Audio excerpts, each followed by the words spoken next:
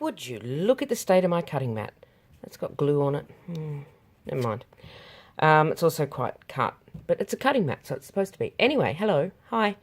I got some new toys this morning. I got the Machinarium, and I got Seymour, the faithful singing robot dog. And excitingly, I got the boxes for them. Nice. So I'm going to put Seymour away for a little while. I'm putting him over here. He's fine. He's comfortable.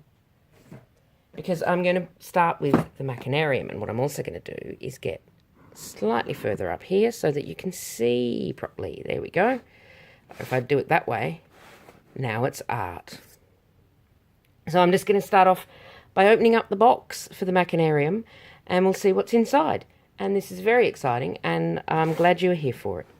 It's nice to have the box. I like the aesthetic. And I like being able to touch stuff. Although that's wrapped in plastic, so I can't really touch anything. Never mind. Alright, so let's get the Machinarium out of the box. Let's see what's in here. This is another music box like the Orpheus. This is meant to go a little bit more smoothly than it is. Just one sec. Just give me a sec. There we go. There's the sleeve. Nice. So there should be a music box component in here somewhere. Oh, there's tabs. Tabs are always throwing me right out. It's exciting, isn't it, unboxing videos? Look how close up you are now. It's like you're right here, putting your face in my way. Let me get this one out. Just let me get this tab out. It'll be fine. Excuse me. There we go. So, you know, you could argue that if I can't manage to open the box easily, what's happened here now? Is this glued or something? I'm probably not going to have a great time assembling the puzzle, but, you know, there you go. I didn't have to do both tabs. But I did anyway, because I'm a completist. Now, so there's my laser cut sheets. And as you can see, they're also decorated as well as laser cut.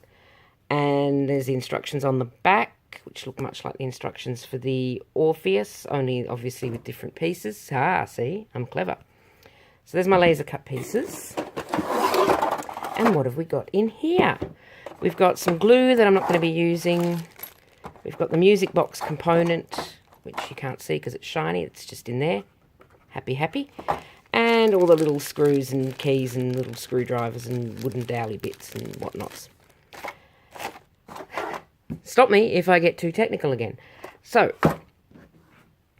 I'm just going to, theoretically, I'm going to cleanly slice this open with, oh, my blade's broken, but it's still pointy, so I probably should get my hand out of the way, but, you know, I've got one of these knives, but it's, well, I think the term is rat shit, so I'm just going to see if I can get that to work while you look at the laser cut pieces there. I'm going to try it with a pair of scissors. If you are squeamish about blood, perhaps look away now. I might be able to pick it. No, look, I'm going to give it a quick little slice down here on the raised bit. First I'm going to drop everything, and then I'm just going to puncture in here a little bit. There we go. No blood yet. And then I can, in theory, there we go. I've got a real passionate dislike for this kind of plastic because it's clingy. There we go. So we'll get that. We'll get that. That's gone. That's gone. Forget about it. Move on with your life. Now, oh, that's all fallen to bits already. So there's the sheets. Not a lot of pieces in this one, which I like as a concept, to be honest. So I'm just going to, well, we'll pretend that that has not fallen apart. There we go. That's how it came. More sheets and the little decorative bits. And as I said on the last one of these videos, you can paint these if you want to, as long as you avoid the moving parts. I'm not really tidy enough to paint these things and have them look good, so I just leave them raw. I like them raw anyway. There's my little bit of sandpaper, which I'll put over there so I don't lose. And instructions. Much, much simpler looking than the Orpheus, so I should be absolutely fine, she said optimistically. So I'm going to switch to time-lapse to capture the creative process. There's a little robot there, and I'm kind of already in love with him, even though he's not assembled. I'm going to get my glue. I did not get my glue.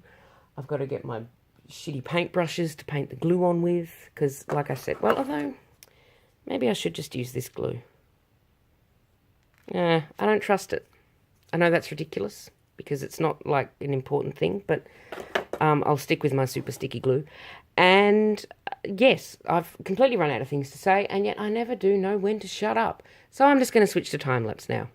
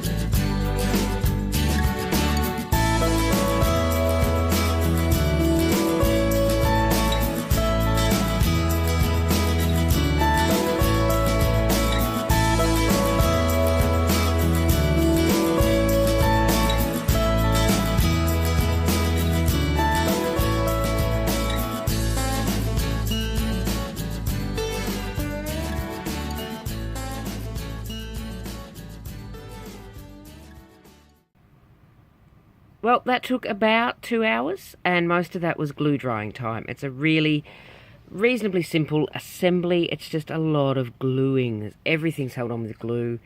The flower, nothing sort of locks together apart from the box here, the base of the box here. One little difficulty, which is entirely my own fault, is this plate here that the little robot's sitting on has gone on upside down because it was printed on both sides, and I wasn't paying enough attention, so it's not quite aligned as it's supposed to be. The robot's not sitting where he should be, but you know, I think it still works. I'm going to say it still works, because by the time I noticed the glue was dry, and I couldn't really be bothered pulling it all apart again. The other thing is possibly because I've not assembled it properly.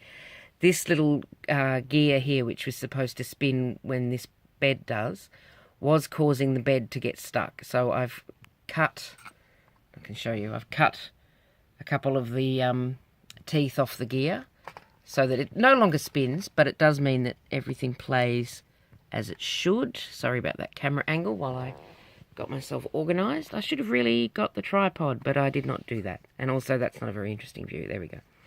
So, let me wind him up, and he can play you the song of his people.